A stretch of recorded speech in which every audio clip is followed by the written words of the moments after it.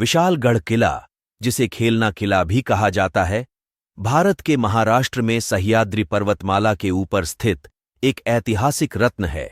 इसकी कहानी सदियों से चले आ रहे राजवंशों के उत्थान और पतन और मराठा साम्राज्य के संस्थापक छत्रपति शिवाजी महाराज के वीरतापूर्ण संघर्षों की गवाह है।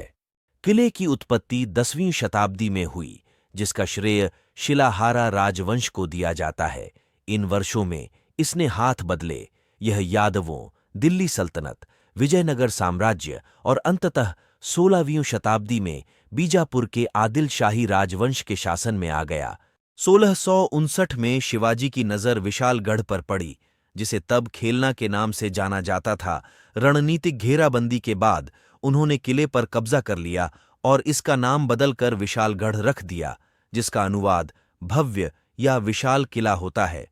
विशालगढ़ का स्थान मराठों के लिए एक रणनीतिक गढ़ साबित हुआ। इसने आसपास के क्षेत्रों का शानदार दृश्य प्रस्तुत किया, रक्षा और निगरानी में सहायता की।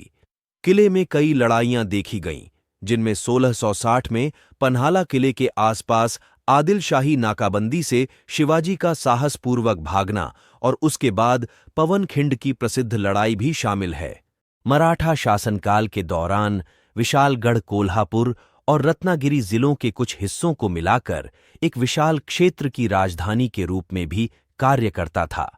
शिवाजी की मृत्यु के बाद उनके पुत्र छत्रपति संभाजी ने विशालगढ़ का बड़े पैमाने पर उपयोग किया।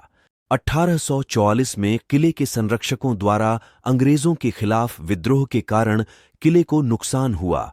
आज विशालगढ़ एक भव्य खंडहर के रूप में खड़ा है, जो इसके गौरवशाली अतीत का प्रमाण है। अपनी खराब स्थिति के बावजूद यह एक लोकप्रिय पर्यटन स्थल बना हुआ है। विशालगढ़ सिर्फ युद्ध के बारे में नहीं है। किले में अमृतेश्वर और श्री नरसिम्हा मंदिरों सहित कई धार्मिक संरचनाएं हैं, जो इसके सांस्कृतिक महत्व को दर्शाती हैं। हजरत सैयद मलिक रेहान मीरा साहब को समर्पित एक दरगाह एक अन्य आकर्षण है, जो सभी धर्मों के भक्तों को आकर्षित करती है।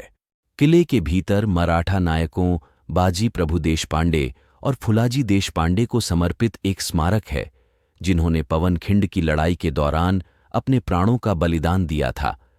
विशालगढ़ की कहानी रणनीतिक प्रतिभा, मराठा वीरता और धार्मिक सद्भाव का एक मनोरम मिश्रण है। यह एक ऐसी जगह है जो इतिहास प्रेमियों और प्रकृति प्रेमियों को समान रूप से आकर्षित करती है और बीते युग की झलक पेश करती है।